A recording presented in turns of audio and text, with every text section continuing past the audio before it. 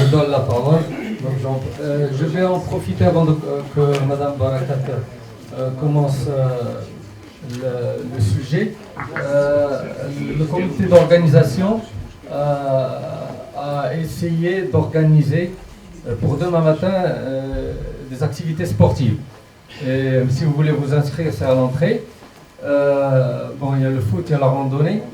Moi, je m'occupe d'organiser tout ce qui est activité kayak maritime. Et j'ai demandé au club, est-ce que la météo, la houle permet cette activité? Ils m'ont confirmé que oui. Donc, pour ceux qui veulent y aller voir Jdida du côté de la mer, c'est vraiment formidable. Je vous encourage à vous inscrire et on se rencontre à 10h30 au hall, Inch'Allah. Pour le foot à 10h. Donc ça va être combien de temps? Ça va être combien de temps? Les activités en même temps. Triathlon, ça fait. Triathlon. On peut voir ce que vous pouvez par la suite, après le match, venir parce qu'il y a une sortie. Donc on pourrait organiser après. Je pense qu'il n'y aura pas de problème. Et les dames ont proposé le hammam. Flammer. En pleine mer. Et pour la randonnée, qui s'en occupe? Alors, donc, il a le foot, c'est le foot ou dans le championnat de championnat. Donc, je pense que c'est la dernière communication, Inch'Allah. On finit la cerise sur le gâteau, Inch'Allah, avec Madame Barakat, qui va, je pense, nous baliser des recommandations pour qu'on puisse avoir une conduite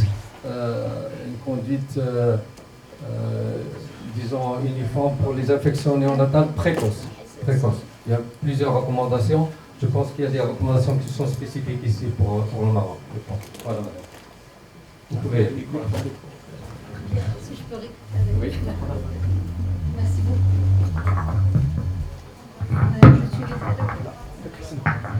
Merci beaucoup. Donc, c'est pas évident d'intervenir en fin de journée, ni pour l'orateur, ni pour l'audience. Je vais essayer de ne pas d'être dans les délais. Alors, d'abord, il s'agit de recommandations nationales. Et c'est la première recommandation nationale de néonatologie que la NAM et le ministère ont validée. Pour le processus d'élaboration, c'est une équipe d'experts de différents secteurs qui ont travaillé dessus. CHU, CHR, des praticiens de néonatologie. Après, la deuxième étape a été de faire lire ces recommandations par d'autres experts qui n'ont pas participé. Et donc, 3 CHU étaient impliqués initialement dans la rédaction et 3 autres dans la lecture. Donc, ce n'est pas mes recommandations, ce sont les recommandations d'un comité d'experts. Il faut savoir que les recommandations sont par définition assujetties à être révisées. Plus la science évolue, plus les données évoluent, plus ça pourrait être révisé. Et justement, la validation vient d'être faite il y a 2 mois. Et donc aujourd'hui, c'est une préphase de diffusion, sachant que la diffusion officielle sera faite sous la casquette de la Société marocaine des sciences médicales, qui est le coordonnateur principal avec la NAM de ces recommandations de bonne pratique. Pour juste un petit peu vous mettre dans le contexte. Donc, aucun conflit d'intérêt par rapport à tous les experts qui ont intervenu, parce qu'il y avait une charte du signé par tous les experts. Et donc, je ne vous apprends rien. Les infections néonatales bactériennes précoces sont une cause majeure, malheureusement, de mortalité néonatale encore dans notre pays. Et nous savons bien que le fait de rédiger des recommandations, de les diffuser, de les adopter unanimement, va permettre une prise en charge précoce et va permettre d'éviter l'usage abusif des antibiotiques. Et ça vraiment, puisqu'on avait la chance d'être participants dans la rédaction, nous depuis maintenant 1 an, les 13 seniors du service de néonatologie de Rabat parlent le même langage, alors qu'auparavant, chacun, pendant sa garde, dirigeait l'équipe des juniors avec ses propres données. Là, parler le même langage, c'est très important. Alors le contexte, comme je vous ai dit, il fallait un petit peu avoir des données marocaines pour pouvoir rédiger les recommandations. Alors sur les données nationales, comme vous le savez, on a très peu de données épidémiologiques relatives aux nouveau-nés. Et la seule étude multicentrique qui a été faite en 2010 dans le cadre du comité de l'audit des décès néonatales, vous vous rappelez Sebra Omar, on avait trouvé que l'infection néonatale venait en deuxième cause des décès au Maroc. La prématurité était la première et l'asphyxie la troisième. Et donc voilà, on a très peu de données sur l'épidémiologie à part cette étude multicentrique. Et surtout, lorsqu'on a voulu faire le travail de synthèse des recommandations, on n'a pas trouvé beaucoup de data sur la bactériologie, sur les antibiotiques. Il y avait les travaux de Casa, les travaux de Marrakech, les travaux de Rabat, mais c'était les seuls travaux sur lesquels on s'est basé de point de vue données nationales. Et donc à partir de là, déjà, la première recommandation a été de dire que l'infection s'avère être l'une des principales causes de mortalité néonatale au Maroc. Et donc c'est à juste titre que c'est la première recommandation à laquelle on s'est intéressé en néonatologie et que, évidemment, il faut des études multicentriques, épidémiologiques, afin d'avoir des données réelles sur sa prévalence, les germes causes, leur profil de sensibilité. Et maintenant que nous avons des centres dans plusieurs régions, il est temps de penser à des études multicentriques, justement. Et puis, la troisième recommandation a été de dire que l'une des étapes primordiales qui va nous permettre, si on se dit dans 2-3 ans, on va réviser cette recommandation et d'avoir des données sur la base d'un registre national qui va permettre de compiler les datas et de raisonner sur la base d'évidences scientifiques dans l'avenir qui serait à 100% marocaine. Alors j'ai déjà parlé des étapes, donc après un cadrage, il y a eu une littérature qui a été sortie, puis analysée, puis rédigée, puis lue par un autre comité d'experts finalisé, et normalement nous sommes à cette étape, la diffusion. Alors, la synthèse a été faite sur la base de données sorties de Medline, mais également pour certaines questions de controverse des méta-analyses de la Cochrane Library. Et puis, on a sorti les publications des 20 dernières années, quoique pour le Maroc, on est revenu un peu en arrière pour pouvoir avoir des données et pouvoir avoir des semblants de data marocains. Alors ça, j'ai déjà expliqué la méthodologie, donc je vais passer rapidement. Et vous savez que la graduation des preuves oubliait également à des règles et on a utilisé la graduation universelle des preuves. Alors, un autre point très important, parce que les collègues qui ont lu les recommandations après leur rédaction, j'étais contactée par quelques-uns qui se posaient beaucoup de questions. Au fait, il faut savoir que la particularité du Maroc est que ces recommandations ne sont pas dédiées seulement à ce qu'ils soient utilisés par les néonatologistes. Parce que la majorité du temps, ceux qui vont être en contact avec les nouveau-nés sont les sages-femmes d'abord, les médecins généralistes, les pédiatres, tous secteurs confondus, en plus des néonatologistes. Donc il fallait quelque part trouver le moyen également de faciliter la tâche pour les rendre accessibles à tout ce public cible qui va devoir utiliser ces recommandations. Alors on a tenu à répondre à 5 questions. Les définitions, pour qu'on puisse nous aligner tous sur la même définition, voir d'après les données nationales que nous avons à la date de rédaction quels sont les germes les plus incriminés, et puis surtout nous aligner sur une ligne de conduite par rapport à compenser à l'infection néonatale, sur la base des situations à risque, de signes cliniques, et puis l'attitude en fonction des situations, et puis les modalités de prise en charge. Alors pour ce qui est des définitions, dans la littérature, il y avait globalement 2 définitions par rapport à l'infection néonatale bactérienne précoce. La majorité la définissent par rapport à toute infection qui survient les 3 premiers jours de vie. quelques-uns s'étalent au 7e jour de vie. On a choisi de rester aux 3 premiers jours de vie parce que c'était la définition la plus répandue. Et donc, nous parlons aujourd'hui d'infection néonatale bactérienne précoce lorsque l'infection est déclarée pendant les 3 premiers jours de vie. Et donc, c'était la 4e recommandation, c'est de dire que les infections néonatales sont des infections à début précoce contractées par le fœtus et le nouveau-né et qu'on l'a retenu au Maroc en 5e recommandation, le 3e jour de vie étant comme délai de retenir cette infection.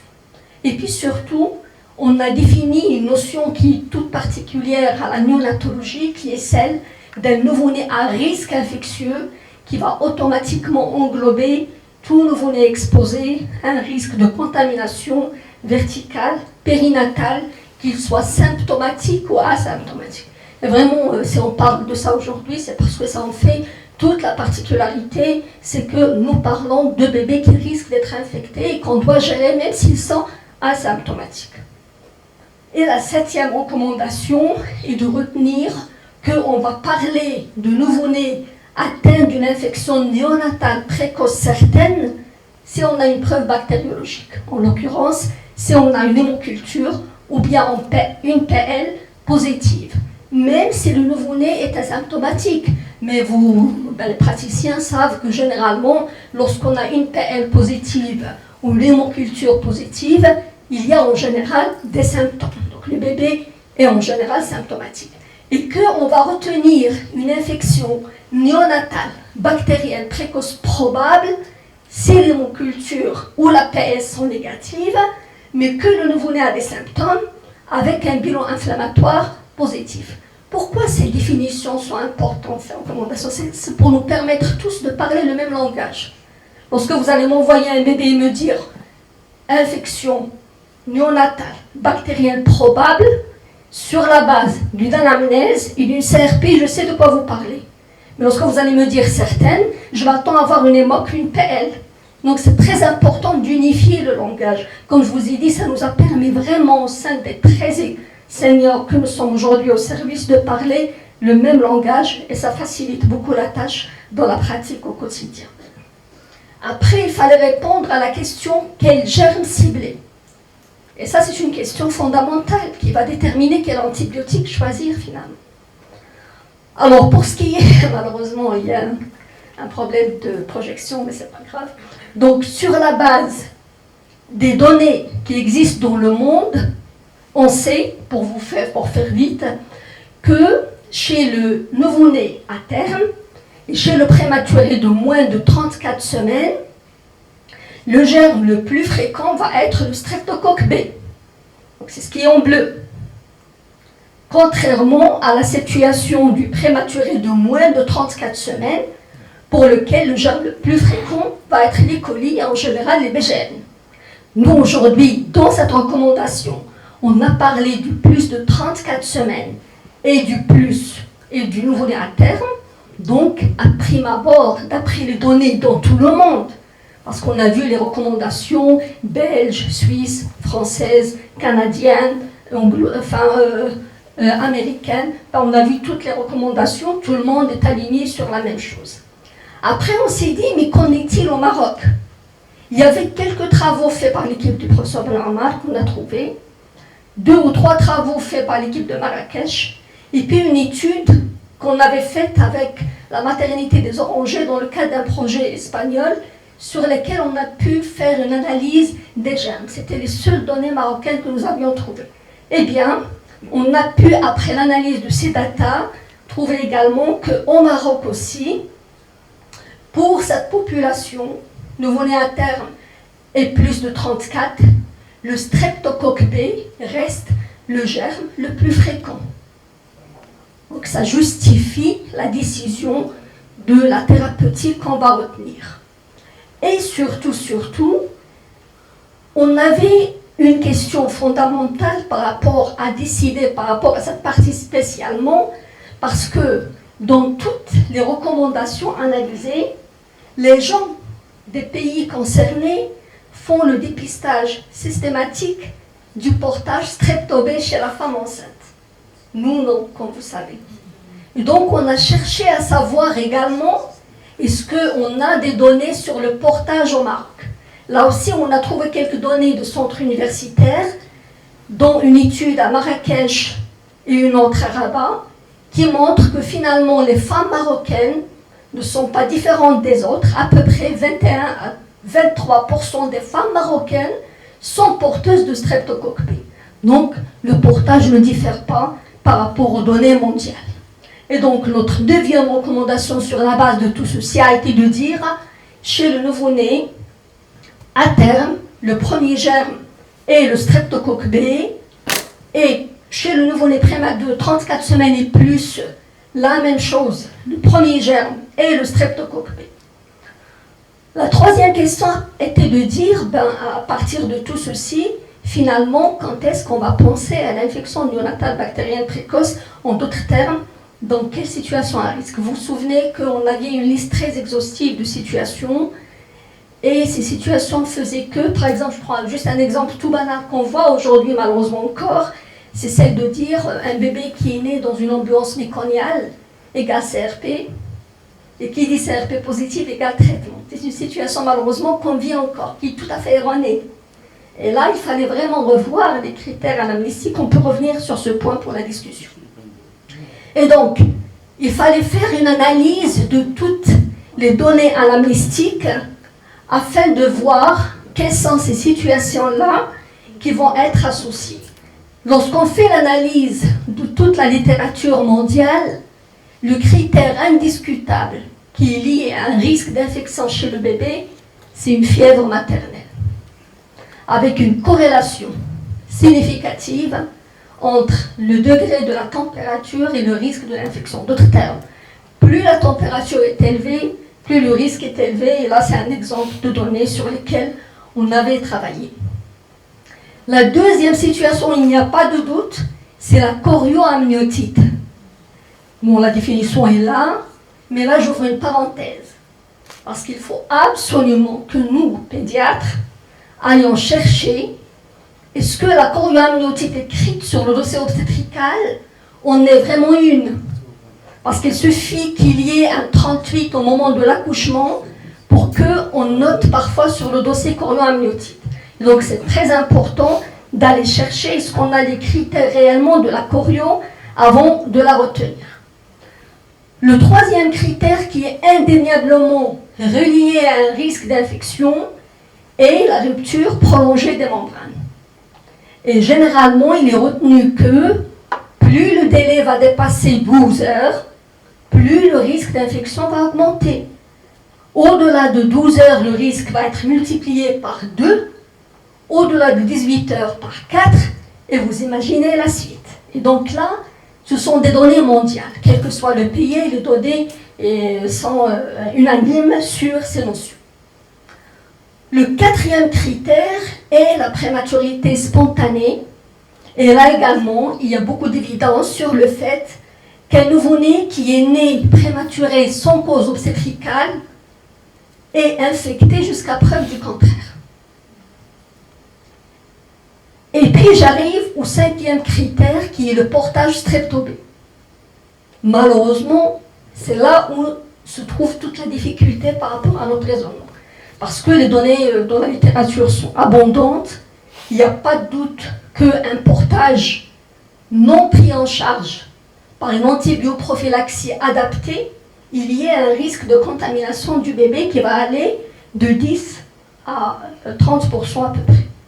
Et donc à partir de là, c'est un facteur de risque majeur, et c'est pour ça que je vous avais dit que dans le monde, les gens font le dépistage, donc le raisonnement est facile. Chez nous, malheureusement, l'une des recommandations obligatoires qui sont sorties à travers l'analyse de tout ce chapitre a été qu'on devrait recommander au département de suivi de la mère et de l'enfant à ce qu'il y ait dans le suivi de grossesse un dépistage du portage strepto-B. Vous savez qu'aujourd'hui, il y a plein d'avancées sur ce point. Il y a même des tests rapides qui sont mis au point et il y a des possibilités de développement de vaccins. Donc je pense que l'avenir va faciliter beaucoup ce point-là au Maroc, mais en tout cas, ça a été une recommandation incontournable pour nous. Et la deuxième a été de dire que, à partir du moment qu'on a un portage, l'antibioprophylaxie pair par tonne devrait être bien instaurée. Et donc, l'antibioprophylaxie en cas de portage devrait être bien instaurée. Vous savez très bien que malheureusement, l'antibioprophylaxie pair par tonne en cas de portage strepto B, ce n'est pas 1 gramme d'amoxicilline 3 fois par jour. C'est 1 gramme chaque 4 heures jusqu'à l'accouchement. Ce qui change totalement la dogme lorsqu'on voit ce qui se passe dans les accouchements.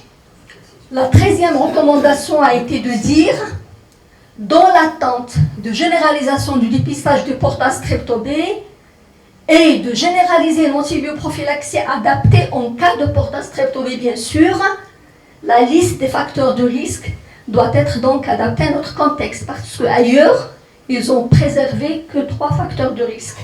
Et c'est à partir de là que pour nous, les facteurs maternels de risque encore d'infection néonatale doivent comporter le dépistage. Donc c'était la 14e recommandation, c'était de dire le facteur de risque pendant la grossesse, c'est chaque fois que le dépistage n'est pas fait, avec même un dépistage fait et une antibiothérapie non adaptée. Ça, par exemple, une femme, il a fait son prélèvement.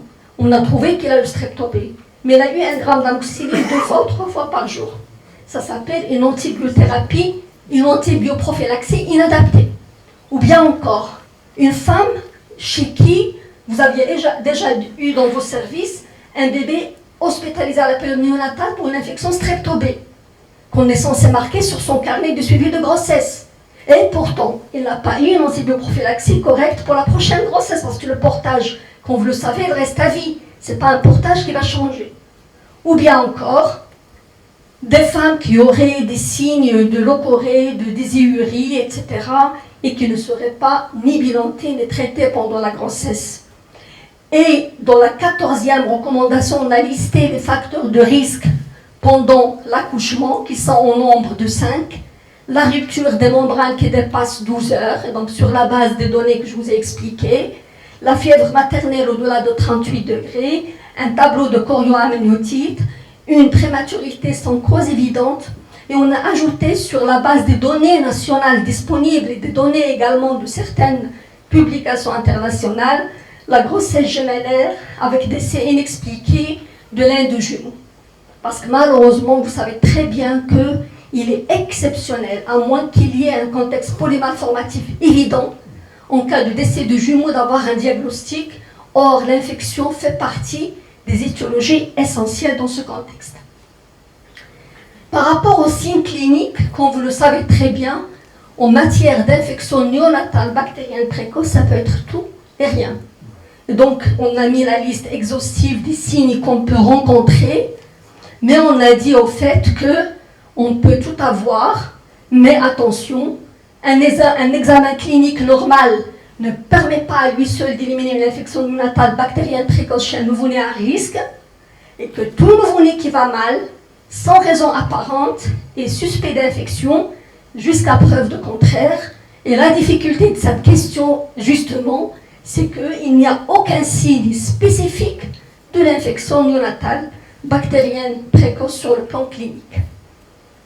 Alors, à partir du moment qu'on a cerné tous les facteurs de risque, il fallait diriger les acteurs de périnatalité vers des attitudes claires. Parce que, comme je vous ai dit, ce n'est pas toujours le pédiatre qui sera là. Souvent, on aura la sage-femme qui sera là. Et donc, à partir de là, on a classifié tous ces critères. En critères majeurs, au nombre de 5, un tableau de chorioamniotite, une rupture de la poche des os au-delà de 12 heures, une fièvre maternelle, un signe d'infection bactérienne grave chez le nouveau-né et une prématurité inexpliquée. Et en critères mineurs, qui sont également au nombre de 5, un antécédent d'infection néonatale à strepto B, des leucorrhées fétides et ou purulentes non traitées, une désingurie dans les jours précédant l'accouchement et surtout s'il y a eu une fièvre et que le traitement et le bilan ne sont pas faits, une grossesse gémellaire avec décès d'un jumeau, et le dépistage de strepto B s'il est fait, mais que l'antibioprophylaxie n'ait pas été adaptée. Donc ça a été classifié en critères mineurs. Et qu'est-ce qu'on a fait de tout ça? Des directives claires. On a dit, si on a un critère majeur, ou bien un critère mineur au plus, mais un nouveau-né qui est symptomatique, ben là, c'est égal à une infection néonatale bactérienne possible, et donc il va falloir hospitaliser ce bébé pour le bilanter et le traiter jusqu'à preuve du contraire. Par contre, si on a juste un critère mineur au plus, mais avec un examen clinique strictement normal, c'est-à-dire un nouveau-né totalement asymptomatique, là, on est dans une probabilité moindre d'infection, mais il y a quand même une probabilité, ce qui veut dire que ce bébé peut être surveillé en maternité. On n'a pas besoin de le séparer de sa mère, on n'a pas besoin de l'hospitaliser, et si au bout de 48 heures, tout va bien, on peut faire la sortie en expliquant à la mère les signes de danger. Et voilà, la 15e recommandation a été de dire que l'indication de l'antibiothérapie en urgence est consensuelle si on a un bébé symptomatique ou un bébé qui a un critère majeur tel que nous l'avons expliqué, et qu'en l'absence de dépistage de strepto B et devant les problèmes de surveillance des nouveau-nés en maternité, nous avons au Maroc retenu 4 critères majeurs d'anamnèse qui vont constituer quand même une indication d'antibiothérapie. Et donc c'était la recommandation sur laquelle on a pu baser l'orientation et la hiérarchisation de prise en charge. Après, il fallait répondre maintenant sur les modalités de prise en charge. Et bien, dès qu'un bébé a des critères majeurs ou bien des symptômes cliniques, il va falloir l'hospitaliser évidemment. Et lorsqu'il est hospitalisé, je vous fais grâce de tous les éléments qu'il va falloir surveiller, mais ce qu'on retient, c'est que dès l'admission, on devrait faire une hémoculture et puis de retenir qu'on a retenu la CRP à 24 heures de vie et de retenir que la ponction lombaire n'est pas systématique et n'est faite que dans le cas où on va décider de traiter.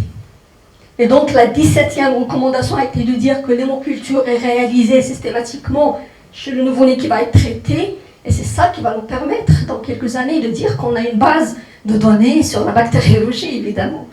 Et puis la ponction lombaire n'est pas systématique, il est fait si on a des données qui objectivent un risque infectieux majeur, et puis la CRP, j'ai dit à 24 heures, et on a mis le cut-off à 20 mg par litre. Et puis, la 20e recommandation concerne l'hémogramme. Dans toute la synthèse de données internationales, en réalité, la numération formule est peu contributive à la décision de il y a ou pas infection. Il peut montrer des anomalies, mais il peut être tout à fait normal. Mais il continue à être demandé avec la C-réactive protéine dans tous les protocoles mondiaux. Et donc, on a dit aucun intérêt diagnostique ou pronostic, mais réalisé en routine, parce que s'il montre des anomalies, leucopénie, hyperleucocytose, neutropénie ou encore thrombopénie ou myélémie, ça peut contribuer au faisceau d'arguments qu'on va réunir. Et puis surtout de retenir qu'aucun marqueur biologique n'est spécifique à l'infection néonatale bactérienne précoce. À partir de là, il fallait également qu'on décide de quel traitement. Et je pense que vous prévoyez déjà ce que je vais dire. Le traitement va s'adresser à des nouveau-nés qui ont des symptômes, bien sûr, ou bien à des nouveau-nés qui ont des critères majeurs. Et la seule voie qu'on a retenue dans la recommandation à l'évidence, c'est la voie intraveineuse, qui doit être engagée sans délai. Et surtout, on retiendra que l'antibiothérapie de première intention serait l'ampicilline, qui initialement va être démarrée à dose ménagée, associée à un aminoside. Et là, pour la parenthèse, normalement, l'aminoside de choix en néonatologie est la méthylmycine. C'est la moins toxique, mais n'est pas disponible dans nos structures. C'est pour ça qu'on a mis la gentamicine. Et on a mis de façon claire dans la recommandation quand est-ce qu'on va avoir recours à une céphalosporine de 3e génération. Quand est-ce que j'ai mis la liste? Si on isole un germe qui est résistant à l'ampicilline, ou bien si le nouveau-né ne s'améliore pas cliniquement ou biologiquement, et on dit peut-être qu'on a un germe, parce que comme vous savez, le pourcentage d'hémoculture positive est très très réduit. Si on a une méningite, par exemple, j'ai un bébé qui est là parce que la mère a fait une chorio, il est asymptomatique, je lui ai mis son ampicilline gentaline, et puis j'ai fait le bilan de H24, la CRP est positive, et donc je décide de garder le traitement. Je dois répondre à la question, à quelle dose, pendant combien de temps. La seule chose qui va me permettre de distinguer, c'est de savoir est-ce qu'il y a une atteinte méningée ou pas. Si je fais la PL et que je tombe sur une atteinte méningée, je suis sur une céphalosporine de 3e génération. Et bien sûr, la 4e indication, lorsqu'on reçoit, nous, en réanimation, le professeur Normal sera certainement aussi d'accord. Un nouveau-né en état de choc septique, on ne va pas s'amuser à mettre l'ampicilline genta parce qu'il faut lui donner toutes ses chances. Donc là, on est autorisé à élargir le spectre en attendant de bien sûr avoir la bactérie. Et donc, s'il vous plaît, ce sont les seules indications d'une céphalosporine de 3e génération. Il n'y a plus d'indication systématique chez tous les nouveau-nés à une trithérapie. C'est très important à retenir. Et donc, la 22e recommandation a été de dire que le traitement de première intention est l'ampicilline associée à une aminoside intraveineuse. Et puis, il fallait également déterminer la durée de traitement. Alors, vous savez que la raison d'être principale de ces recommandations est aussi de préserver l'écologie bactérienne. Et l'antibiothérapie en néonatologie, lorsqu'on la commence, il faut savoir l'arrêter également. Parce que ce qu'on voit également, c'est une trithérapie malheureusement démarrée et qui est gardée pendant 10 jours chez tout le monde. Or, ceci n'a pas de fondement scientifique. Et là, on l'a expliqué. On a tout expliqué. Si à 48 heures, par exemple, j'ai un bébé dont la mère a fait une chorio, pour nous, c'est hospitalisé et traité. Je mets en pigenta. J'ai fait les mocs avant, et à H24, j'ai fait la CRP et la NUM. La CRP et la NUM sont normales. À 48 heures, les mocs n'ont pas poussé, et le bébé a un examen strictement normal. J'arrête tout. Pourquoi je vais garder l'antibiothérapie? Oh, j'ai dit CRP H24. Non, je ne refais pas. Si la clinique est strictement normale, on ne refait pas. La clinique est la base. Et je vous ai dit que ce protocole, en réalité, est utilisé depuis longtemps chez nous. On a du recul pour ça. Et je n'ai pas besoin de refaire une CRP à H48 chez un bébé qui est strictement asymptomatique. La clinique est la base. La clinique est fondamentale. Et bon, pareil, si j'ai un bébé d'une chorio, par exemple, j'ai fait les mocs initialement. Je prends toujours l'exemple extrême de la chorio, parce que là, on a vraiment peur.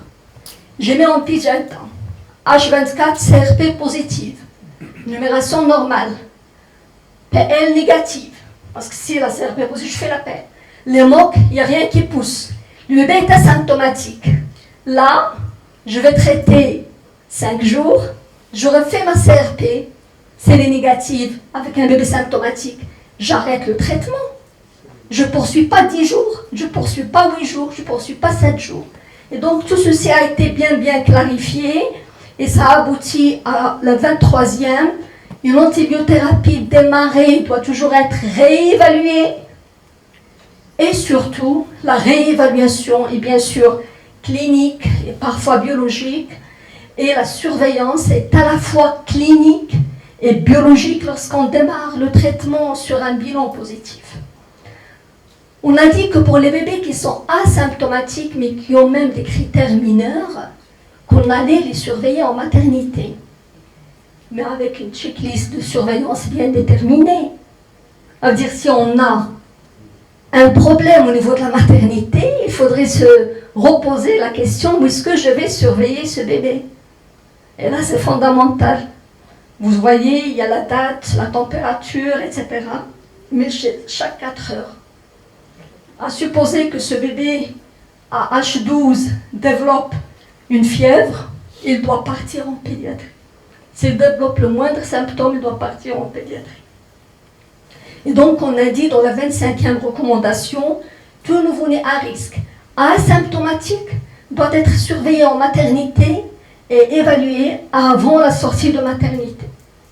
Parce qu'on doit checklister tout ça durant tout le séjour, mais s'assurer encore une fois à la clinique que l'examen clinique est strictement normal avant la sortie. Et donc tout ça aboutit à 2 algorithmes. Un premier algorithme pour un nouveau-né symptomatique et ou avec critères majeurs. Vous voyez qu'il doit être hospitalisé celui-là, avec un bilan clinique, les manques à l'admission, la SERP et la NU, la PL en cas d'indication d'antibio. Et puis après, on va mettre systématiquement, dès que les manques est faite, une antibio intraveineuse. Et puis on va évaluer au bout de 48 heures. Soit on va arrêter, soit on va traiter de 5 à 7 jours. Et s'il y a une méningite, ça va être de 15 à 21 jours. Soit on va checker le tout et décider en fonction de la clinique, la biologie, ce que l'enfant peut sortir ou pas. Pour le bébé qui est asymptomatique, on a dit qu'il allait être surveillé en maternité. Et puis, il faut surtout checker l'examen de sortie. S'il est toujours asymptomatique, on peut libérer la sortie sans problème. Mais en apprenant aux mamans les signes d'alerte, il faut lui dire quand est-ce qu'il doit accourir pour consulter au cas où des signes de danger apparaissent. Au moindre symptôme, le nouveau-né va être pris en charge comme le nouveau-né symptomatique initial. Et bien, c'est tout va. Et puis, bien sûr, si tout va bien, on peut libérer la sortie en insistant sur l'allaitement maternel. Alors, ces recommandations sont rédigées en version longue, où il y a tous les détails sur l'évidence, et en version courte, où il y a un listing de recommandations et des algorithmes. Et comme je vous ai dit, normalement, à cette étape, ils sont validés, et c'est l'étape de diffusion qui va être faite avec la casquette de la Société marocaine des sciences médicales. Mais comme j'ai dit également initialement, la raison d'être d'une RBP, ce n'est pas quelque chose de figé. Il est dynamique, il évolue dans le temps, sur la base des données nationales et internationales, et je vous remercie. La facturation. Oui, il fait partie des éléments de surveillance, justement. Il fait partie des éléments de surveillance. Mais il ne peut pas rentrer dans une recommandation de consensus pour l'infection. Mais c'est un élément fondamental pour évaluer le bien-être néonatal en maternité. On remercie pour ce paragraphe pour la deuxième fois aujourd'hui pour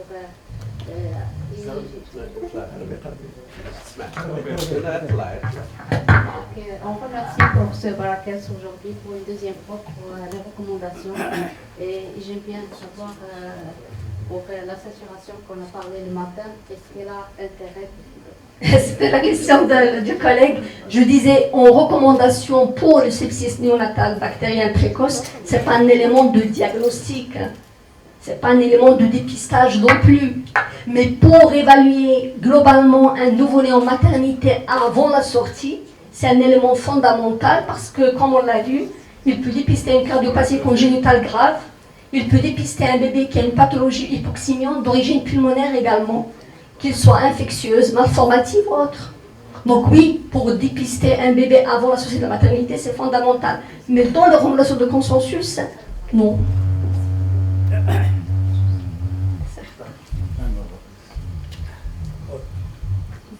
Je reviens sur la place des hémocultures. Oui. La périphérie, Oui. on ne connaît pas l'hémoculture. Oui. Malheureusement, c'était une discussion énorme au sein du comité parce que je vous ai dit, il y avait des représentants des CHP, des CHR, etc.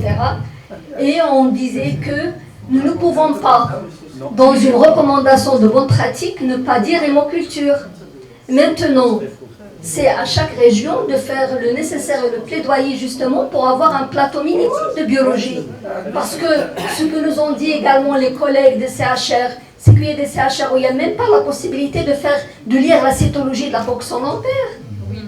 Mais on ne peut pas dire sur la suggestion des collègues d'Agadir et de Fès, on a ajouté la péniche. Dans les lieux où il n'y a pas d'ampicilline, on peut utiliser la péniche. Non, non, non. S'il vous plaît. Oui, oui, merci pour cette question très intéressante. En néonatologie, il n'y a aucune place à associer amoxicilline à acide clavulanique. L'acide clavulanique est très dangereux pour le nouveau-né. Il y a beaucoup d'évidence sur le fait qu'il pourrait induire l'entérocolite ulcéro-nécrosante. Même donné chez la maman dans les 10 jours précédant l'accouchement. Ben, le nouveau-né, n'en parlons même pas. Non, jamais. Si on n'a pas d'AMPI, la péniche. C'est un excellent inducteur de résistance. En plus. Quand il y a l'association des deux. Les augmentants de façon générale. L'amoxicilline protégée de façon générale. Les doses de l'AMPI, c'est 200 mg ou 200 mg. Ou la pénigée. S'il vous plaît, vous prenez le tour parce que monsieur Apprenez à discuter, c'est ce qu'il faut dire. tour, vous prenez au micro. Je veux revenir, justement, je vous félicite d'abord quand vous avez fait partie de ce groupe. C'est un travail colossal. Ça, c'est un fardeau qu'on a hérité depuis 30-40 ans. L'infection natale. Toute infection natale qui rentre, je ne dis pas les CHU, les cliniques, tout le monde va antibiothérapie. Et Dieu sait quelle antibiothérapie. Pour une fois, on est en train de, comme vous l'avez dit, de définir, de standardiser, de faire un consensus sur la définition des cas. Et il est temps, aujourd'hui, il est temps que l'hémoculture, c'est pas uniquement le nouveau-né, c'est pas uniquement le nourrisson, c'est même chez le grand enfant. Il est temps que l'hémoculture, que nous, dans notre pays, qu'on fasse, je ne sais pas, des formations, tout ce qu'on veut dans les services. Est-ce que les hémocultures commencent à être... Non, on ne sait pas ce que ça veut dire bactérie. Parce qu'on ne fait pas d'hémoculture au niveau des urgences. On a des enfants qui viennent, ils sont fébriles, on ne sait pas ce que la bactérie représente chez nous. Et une fois qu'il est hospitalisé, c'est à ce moment-là qu'on fait l'hémoculture. Or, l'hémoculture, et je veux bien dire la ponction lombaire chez le nouveau-né, bon, la ponction lombaire, ça va être faite par un médecin. Donc ça posera pas de problème. Mais l'hémoculture, au moins, il faut en faire deux. C'est fait par des infirmières, par des sages-femmes, et il faut apprendre à ces personnes qu'est-ce que c'est l'hémoculture, comment il faut la faire. Il faut qu'il y ait un state of art pour ça. Et il est temps aujourd'hui, vous dites, vous avez besoin des résultats bactériologiques. Si on ne fait pas les hémocultures, on n'aura pas ces résultats bactériologiques. On continuera à taper à droite et à gauche. Donc là, il faut commencer par des services pilotes, faire un tri de procédures et commencer à former des gens. Et petit à petit, ceux qui ont été formés forment ceux qui vont être formés. Et je pense que chez nous, c'est le Rachad, il l'a dit comme ça. Nous, l'hémoculture, on ne connaît pas. On ne sait pas ce que c'est l'hémoculture. Dans une clinique, dans un hôpital, dire à une infirmière, tu fais l'hémoculture, عادة تخشي في quelque part وتتجبد وتعطيك واحد يجي يشكولي بلاصة فهمتي دونك on aura d'autres bactéries, d'autres épidémiologies, d'autres écologies qui vont nous amener à voilà, à ne pas bien décider. Voilà ce que je veux dire. Il est temps que l'hémoculture prenne sa place. Bien sûr, que la bactérie en général. Vous avez parfaitement raison. D'ailleurs, malheureusement, ça on l'a dit depuis une dizaine d'années, une paillasse de bactériologie, c'est quelque chose d'incontournable dans une structure. Quitte à apprendre aux médecins, les médecins vont apprendre Mais bien aux sûr, infirmiers. évidemment, vous avez touché un point essentiel qui est celui de la bactériologie. Si on avait des données bactériologiques, notre écologie bactérienne serait énormément préservée. Je me rappelle, il y a 6 ou 7 ans, le professeur Blamar a intervenu sur l'une des conférences, je ne sais pas si c'était Wakala Smyrnep, pour dire on commence à avoir des nouveau-nés prématurés infectés de BGN qui sont BLSE. Il y a comme ça. Ouais, mais c'est une honte que d'avoir aujourd'hui des nouveau-nés qui n'ont même pas 2 heures avec des BGN. Sécréteur de bêta-lactame, c'est très large, mais c'est de la foule. Avec quoi on va le traiter s'ils font de l'infection nosocomiale? On le traitera avec quoi? Ça, c'est un Non, problème. mais non, je veux l'ampicilline ديالي ماشي ديالي ديالكم كلكم. لو واش انت عارف باللي في la maternité, les femmes reçoivent l'ampicilline protégée à tort et à travers. Cette drôle pour une RPM de 2 heures, il est déjà sur augmentant. Et ça, D'ailleurs, c'est ce qu'on avait dit au sein de la Société marocaine des sciences médicales. On a dit les premiers qui doivent voir ces consensus sont les obstétriciens. Les premiers qui doivent les voir et contribuer à les respecter. Moi, j'ai une question concernant l'antibiothérapie. En cas de sepsis sévère, bien entendu, واش عرفتي سيبسيس؟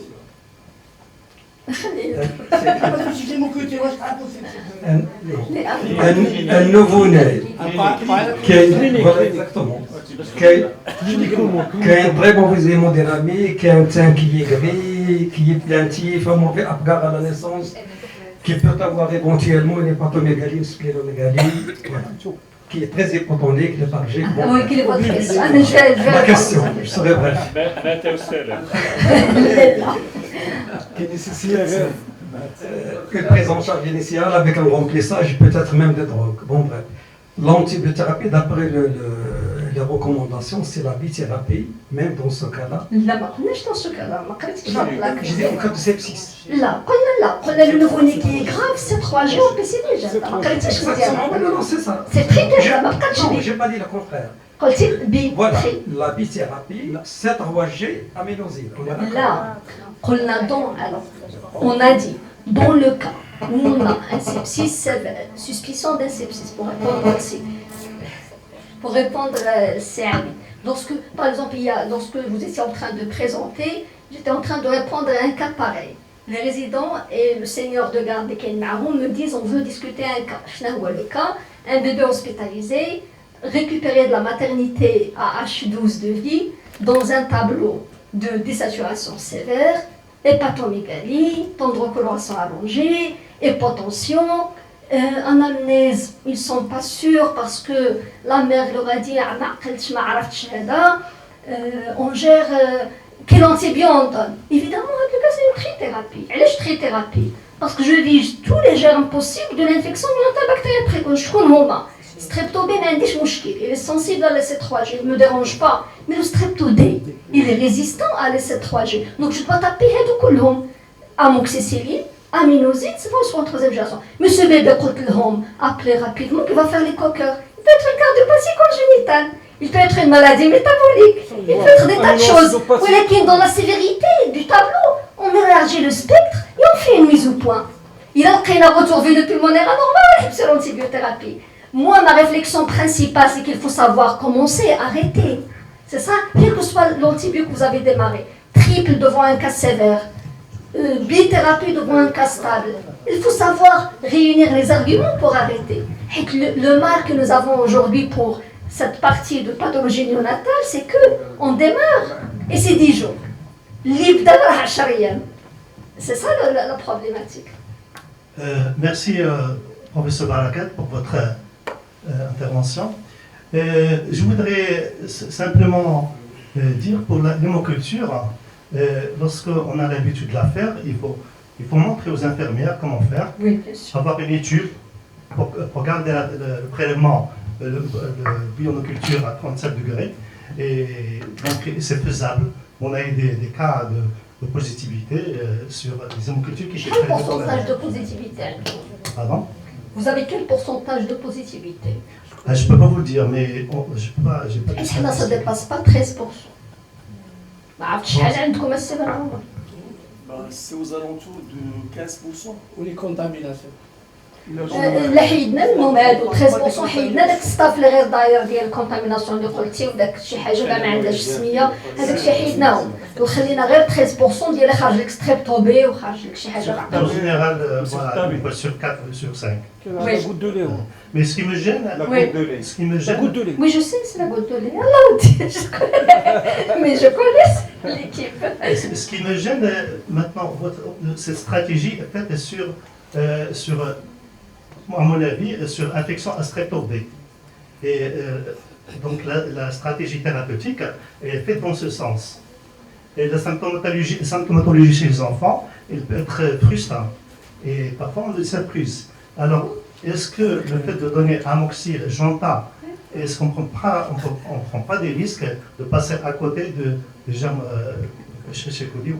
Mais la question est très intéressante parce que justement la hiérarchisation des recommandations est faite de façon à choisir à qui on va donner la bithérapie.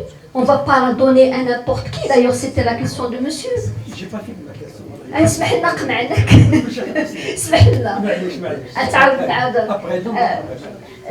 C'était à qui donner la bithérapie. La bithérapie, tu vas la donner à un bébé par exemple que tu récupères au service pour risque infectieux parce que la mère a une fièvre, a une cornou, il n'a pas vraiment des signes de sepsis, c'est-à-dire qu'il est stable sur tous les plans, mais selon les recommandations, c'est un critère majeur, il faut le traiter. ما غديروش triple antibiothérapie, غدير amoxicilline علاش parce qu'en plus on a un argument de fréquence de germes qui se trouve pour cette population être le streptocoque B. Mais quelqu'un qui est grave cliniquement, c'est ce dont parlait monsieur tout à l'heure, tu lui fais gagner du temps d'autres termes, c'est-à-dire tu élargis le spectre. Tu vas garder l'axigenta, mais tu ajouteras une C3G. Pourquoi tu vas ajouter une C3G? Parce que tu vas te dire, et si jamais il y a un E. coli résistant, celui-là il est très grave, je ne dois pas lui faire perdre du temps. Mais tu feras tes bilans. Si jamais ça se trouve qu'il est grave parce qu'à la base c'est une cardiopathie ou tu arrêtes. S'il est grave parce que finalement tu as fait tes bilans et c'est un strepto B, tu arrêteras la C3G. Fahmtini? Mais si tout le monde aura les 3 antibiotiques, mais si tout le monde aura l'ABI, mais la majorité auront l'ABI dans le protocole. L'ABI c'est en pire ou bien Le fait de ne pas faire la CRP 48 heures après le traitement. Alors la CRP, on l'a fait 48 heures après le début du traitement chez quelqu'un qui avait une CRP positive pour attester de l'efficacité thérapeutique. واحد اللي عنده CRP négative, ou عندك les mots qui n'a pas poussé, ou عندك la clinique normale et il est resté normal. C'est Ben Omar. Bien. Je considère la question sur les infections bactériennes précoces du nouveau-né parmi les questions les plus difficiles en néonatologie. Parce que chaque équipe a sa façon de raisonner, de traiter, etc., etc. Alors, je voudrais, il y a plein de questions qui ont été soulevées, je voudrais revenir à la question des hémocultures. Alors, il y a quelques années, au service, on commençait notre traitement par les céphalosporines de 3e génération plus un amyloside. Ça, c'était notre conduite à tenir au début. Mais il y a quelques années, moi je le disais toujours à l'équipe, c'est que chaque protocole thérapeutique doit être réévalué. Voilà. Doit être réévalué. Il y a quelques années, on a corrigé les observations pratiquement de 10 ans. Je dis bien de 10 ans. Et on a pris toutes les hémocultures. Et finalement, qu'est-ce qui sort de ce travail? Il sort que le premier germe, c'est-à-dire que chez le nouveau-né à terme, nous avons la prédominance du streptocoque B. C'est ce qui sort des recommandations. Par contre, chez le nouveau-né prématuré, c'est-à-dire que nous, on a exclu la prématurité tardive 35-36 semaines, il y a l'Escherichia coli. Et ce travail a été publié en 2018 aux archives de pédiatrie. Et depuis, on a changé notre protocole thérapeutique. C'est ce qu'il a maintenant. C'est-à-dire que le nouveau-né à terme, c'est l'AMPI plus l'amyloside. Le nouveau-né prématuré inférieur à 34-33, c'est les céphalosporines de 3e génération plus l'amyloside. Et on a réservé une partie pour les bébés qui sont en septicémie, voilà, où il y a aucune suspicion de méningite, où on met les céphalosporines de 3e génération plus l'amyloside plus l'ampicilline. Voilà. C'est grâce à l'hémoculture, c'est de Rachel. C'est grâce à l'hémoculture qu'on a pu changer. C'est normal.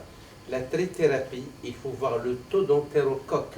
Là, le taux d'entérocoque, est-ce que ça vaut la peine d'aller à la trithérapie ou non? Effectivement, la question qui a été posée, est-ce que l'ampicilline est justifiée, c'est-à-dire la trithérapie? Or, on a vu quand même, premièrement, il y avait لا لا لا Il y avait, ce qui nous embêtait à un certain moment, c'était la listériose. Mais on a vu que finalement, on a quelques cas. En tout, on a une dizaine de cas qui ne justifiaient pas l'empécie. Mais par contre, l'entérocoque, elle était là. Je ne retiens pas exactement son pourcentage. Là, c'est important le pourcentage. Oui. On démarre santé publique. Je te dis, je retiens pas le pourcentage, mais je sais que c'est l'entérocoque qui nous oblige pour le moment à garder cette trithérapie. Chez le bébé grave. Oui, exactement. Et ça, c'est bien sûr, c'est pour les collègues, l'entérocoque est naturellement résistant aux céphalosporines. Voilà. Alors, deuxième question qui a été soulevée par nos amis, c'est Shakib et Sidnoulah, c'est le problème de la CRP à 48 heures. Là où je ne suis pas d'accord un petit peu, je suis d'accord avec ce qui a été dit, c'est que dans notre protocole néo-service, on est passé par différents stades, par différentes périodes. On faisait la CRP à un certain moment à H12, mais on a vu que ça manque de sensibilité. Donc notre protocole c'est à 48 heures, mais même, je dis bien même, si le nouveau-né est asymptomatique, et surtout s'il a des facteurs de risque majeurs, tels une chorioamniotise, on préfère, avant d'arrêter l'antibiothérapie, faire une deuxième CRP à H48, comme ça on est tranquille. Enfin, c'est ce qui sort un petit peu des recommandations. C'est ce qu'on fait au service, hein, tout pratiquement.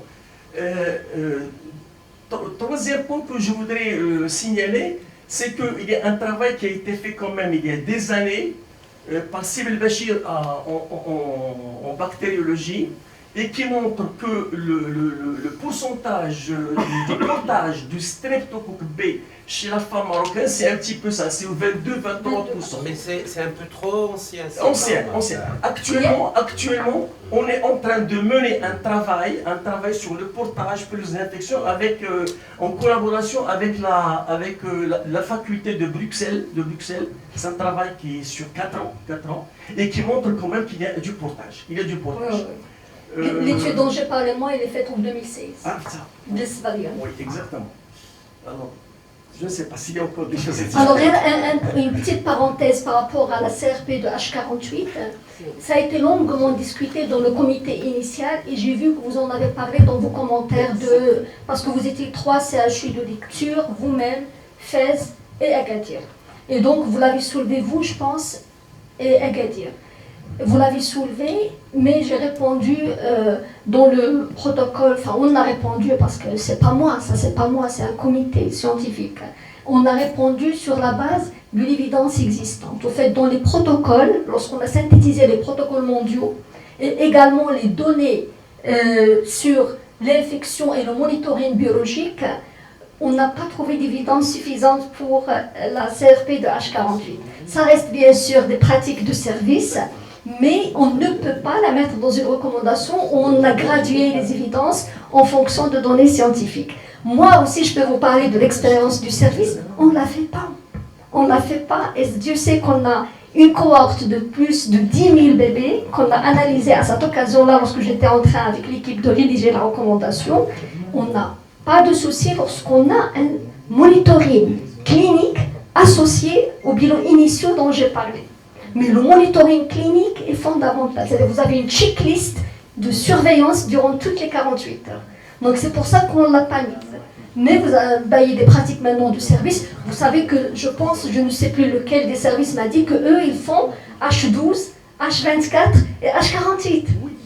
Il y a même qui font toutes les 6 heures. Exactement. C'est en micro-méthode. Ce qu'on appelle les CRP sériés. Exactement. Mais tout ceci, ce sont des pratiques de service. Je ne sais pas qui avait dit, je pensais à Abidi. Nous sommes là dans une vision de santé publique.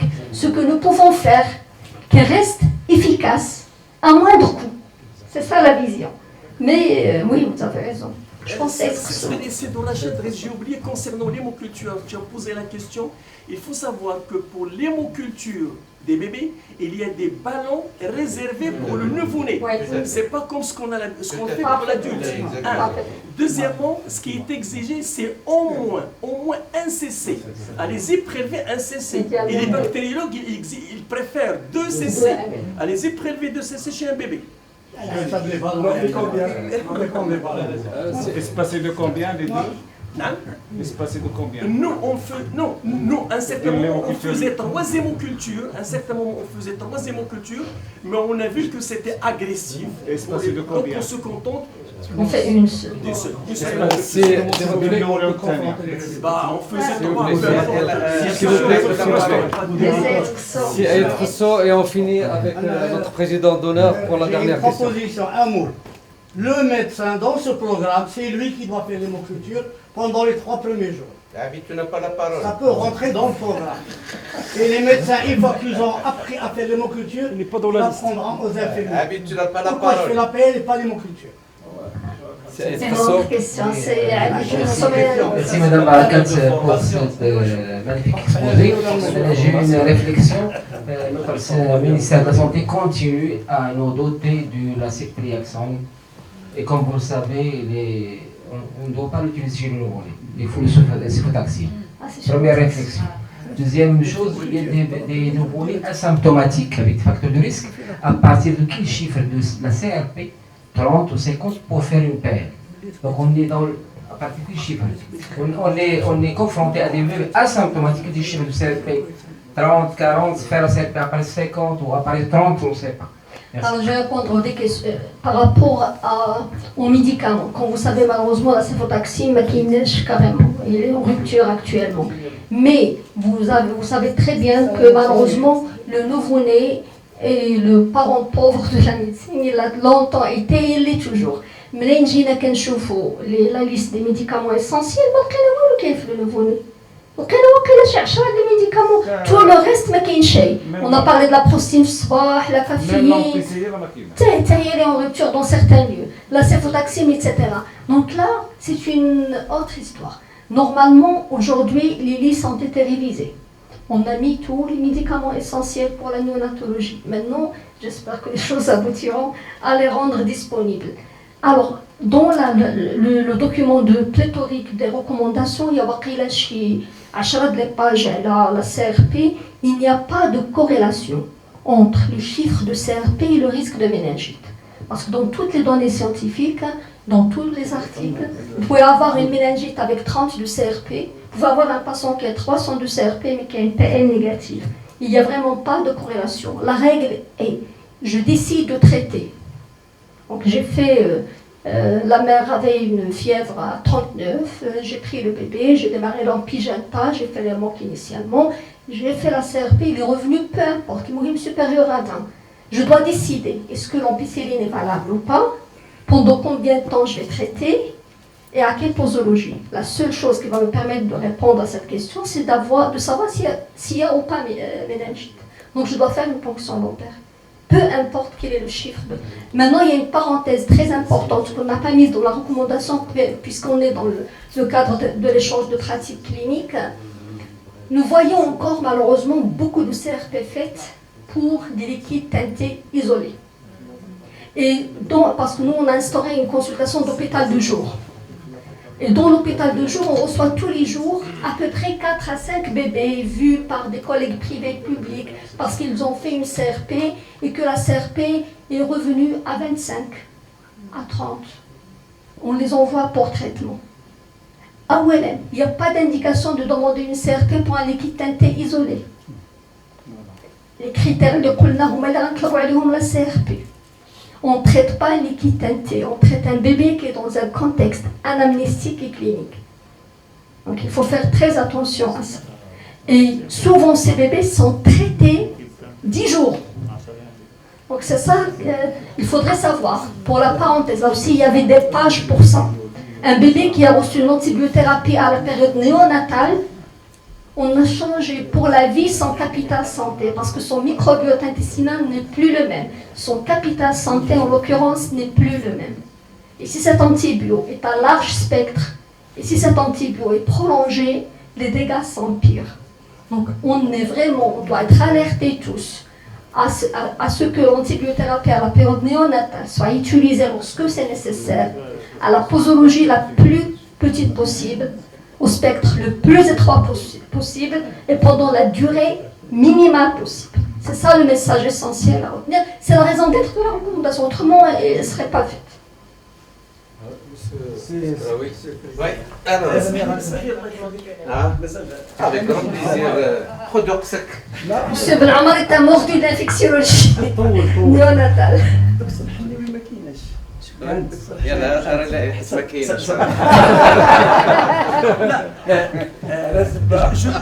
reviens à la question de Saïd Rsou. Nous avons également recensé nous, à un certain moment au service, on faisait la ponction lombaire systématiquement chaque fois qu'on pense à l'infection materno-fétale, comme l'hémoculture. Mais à un certain moment, on a dit, il faut qu'on arrête, c'est pas normal. Et on a recensé peut-être chez 400 dossiers, et on a vu ce que ça donne. Finalement, on a vu que ça ne sert à rien de faire la ponction lombaire systématiquement, et on a mis des critères de sélection de la ponction lombaire. La CRP ne vaut rien. Que la CRP, effectivement, qu'il soit à 40 ou à 50 WADA, et on a fait sur 400 observations, on a retenu sur 400 ponctions lombaires 6 cas de méningite. 6 cas de méningite, c'était, je pense, 3 cas de strepto, 2 cas d'Escherichia coli, peut-être 1 cas de pneumocoque. Oui, voilà. Et chez 2 malades, le bilan inflammatoire était négatif.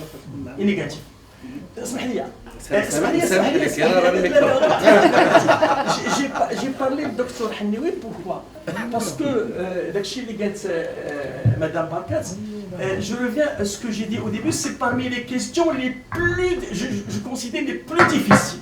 Parce qu'il n'y a, même si on dit devant le liquide amniotique, mais qu'on y a le tête, etc., on ne fait pas de bilan, etc. Moi, je me rappelle d'une histoire que j'ai vécue, et c'est le docteur Hanioui qui était de garde. Il hospitalise au service un nouveau-né asymptomatique, je dis bien asymptomatique, et tout simplement parce que le liquide amniotique était teinté. Moi je fais ma visite, je rentre après, je trouve qu'il a fait la ponction lombaire, il a fait l'hémoculture, etc.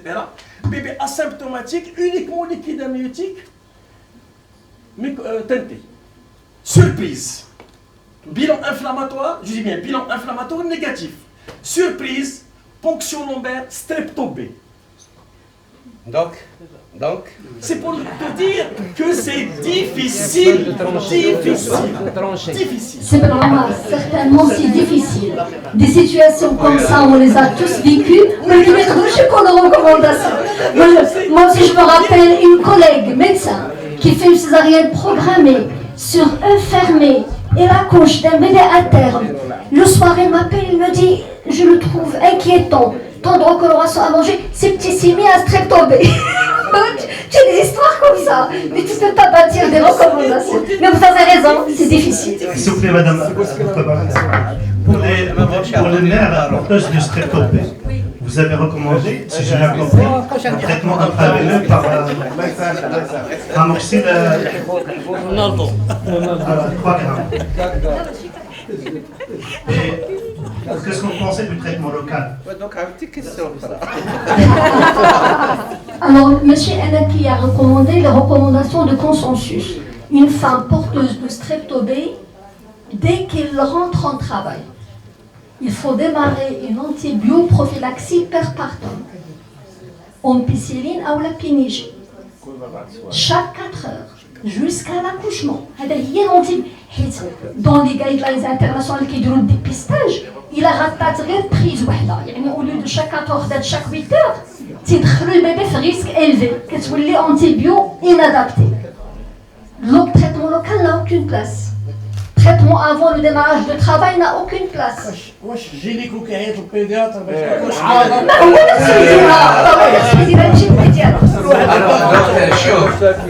Très rapide, moi je veux faire des recommandations, des remarques globales.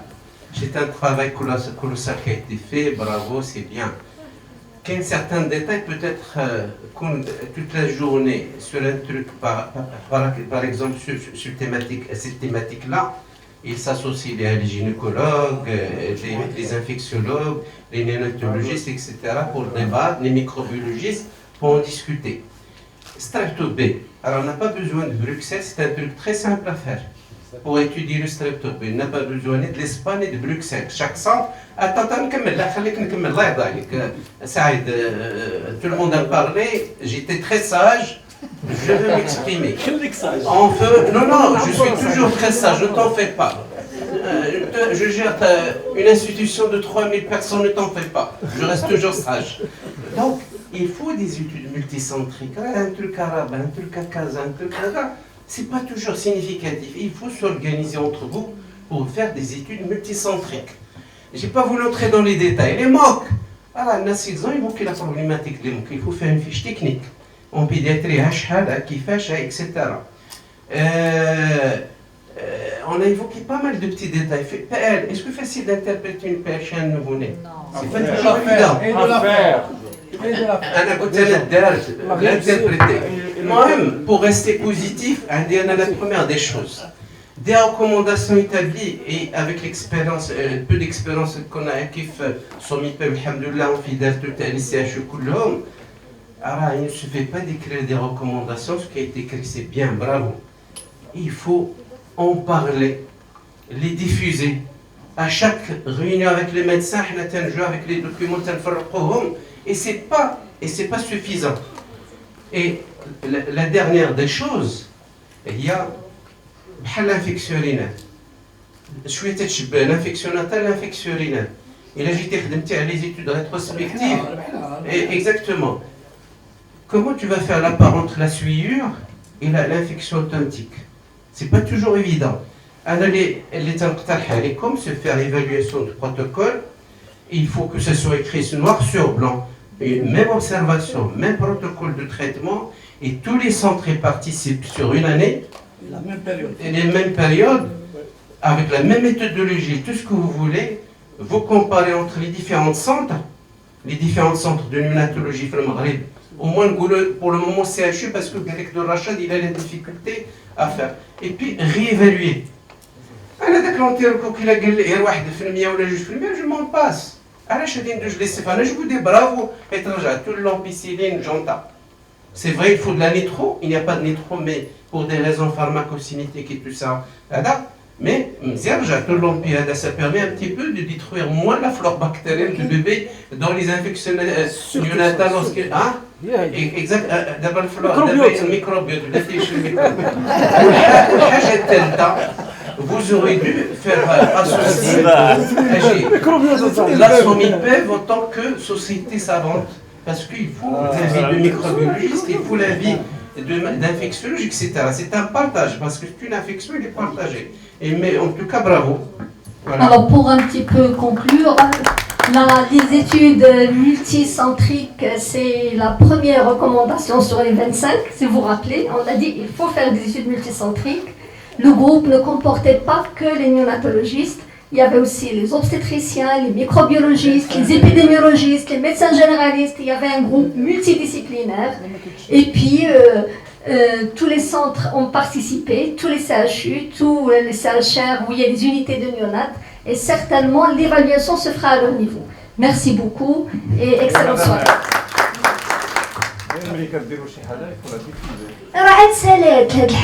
Est-ce que vous savez que ça a été rédigé en 2019 et c'est à Borrachel? Jacovide, ça a été validé et signé par le monsieur le ministre 30 octobre.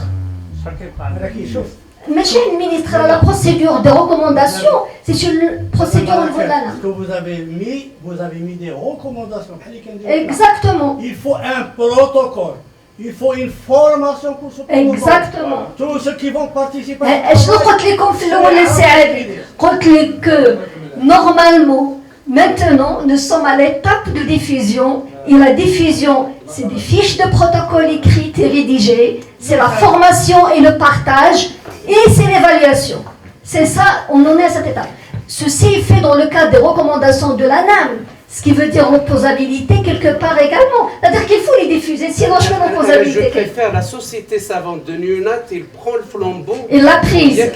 J'y suis en tant que présidente de la Société marocaine de néonatologie. Merci beaucoup, M. Barakat. Nous arrivons à terme de cette manifestation. Que nous espérons que nous soyons vraiment été un petit peu à la hauteur donc, de vos attentes. Et tant sur le plan organisationnel, sur la thématique choisie. La thématique choisie, c'est-à-dire aussi bien le programme social d'hier, hein, donc la pédiatrie sociale, et bien sûr donc les hommages faits posthumes donc, à nos confrères qui nous ont quittés. Les thématiques aujourd'hui donc médicales, donc depuis la matinée jusqu'à maintenant, donc nous avons vu que tellement il y a eu donc un débat qui est bien acharné, ça témoigne que vraiment que là, ça demande toujours donc des réunions et des réunions pour avoir je dirais donc des consensus sur ça. Je remercie pour ça tous les gens qui ont participé de loin ou de près donc à la réussite de ces manifestations. Alors peut-être donc nos maîtres et nos confrères, donc les orateurs qui nous ont honorés de leur présence, qui ont accepté de participer donc et bien participer donc à ces journées, donc avec leurs idées, avec leurs connaissances scientifiques, bien sûr chaleureusement, aimablement, amicalement. Donc vous avez vu que ça. Et alors peut-être notre cher ami professeur Bosklaoui qui nous a honorés par donc, le fait qu'il soit donc notre président d'honneur. Nous remercions l'assistance donc qui sont vraiment donc c'est resté avec nous donc depuis hier, qui sont là. Les gens, voilà, donc, exactement. Donc, et même les pédiatres qui ont quitté la région, qui nous ont vraiment rejoints, donc professeur Dr Noupi, et tous les invités donc qui sont venus parmi nous. Nous remercions bien sûr nos partenaires, les laboratoires pharmaceutiques, donc pour leur rapport. Voilà donc nous vous donne le bureau de l'association au nom des membres, vous donne le rendez-vous l'année prochaine. Vous allez, Inch'Allah, recevoir l'invitation. Janvier 2023. Avec grand plaisir. Et je donne la parole à notre président pour la clôture des journées.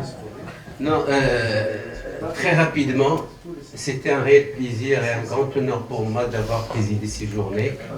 Je pense que les discussions étaient très sportives, très amicales, même si conviviales, il faut rester sportif, d'accord?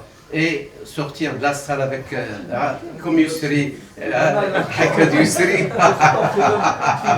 Donc, journée très réussie. Nous avons beaucoup appris entre nous, beaucoup d'échanges. Et vraiment, bravo, il faut applaudir l'équipe Jdida. Merci.